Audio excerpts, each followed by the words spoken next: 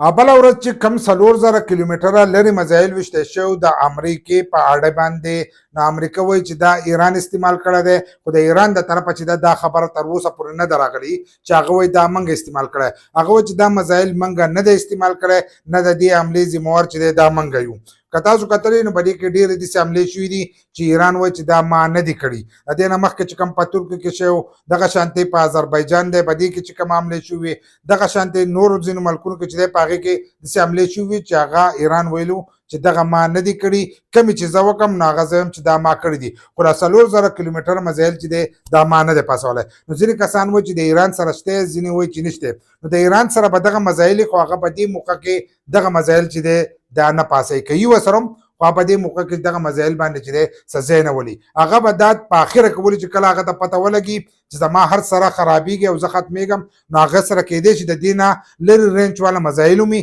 کیدای شي چې هغه دا هم استعمال کړي، کیدای شي د امریکې د رینج میزایل دا هم جوړ کړی، کیدای شي هغه هم استعمال کړي، خو هلن ساعت یې نه استعمالوي. هلن ساعت هغه دنیا ته په نظر باندې دی چې دنیا څه کوي، ځکه هغه چې ابنای هرمز بند کړی دی، هغه وایي چې خلک په دې امریکا باندې زور راولي او زما د هر سره چې دي دا ختم کړي، لکه زما چې کومې پابندیانې دي چې دا ختم شي، ځکه هغه جنګ د دې نه بغیر نه ودرئ. هغه وایي د دې سره به زما کومې پابندیانې چې دي دا به مکمل ختمېږي، زما چې کوم نقصان شوی دی دغه نقصان به ختمېږي، په ما باندې به نورې حملې چې دي دا به نه کېږي. نو هغه چې کوم شرطونه یې ښودي هغه وایي چې دغه شرطونه چې دي دا ومنلی شي. او د ټرمپ څه کوشش دی او د اسرائیل څه کوشش دی، هغه وایي چې زموږ سره یورپ ممالک چې دي دا ودرېږي. دا 4000 کیلومتره میزایل چې پاسېدلی دا به یا اسرائیل والا پاسولی او یا چې دی دا به امریکې والا پاسولی. د سره وجې نه هغه وایي چې دا یورپ ملکونه چې دي دا زما سره ودرېږي او برطانیه چې ده دا زما سره ودرېږي او په دې جنګ کې چې دی هغه زما سره شراکت شي، لکه په شراکت شي چې کوم ابنای هرمز بند دی چې دا را سره آزاد کړي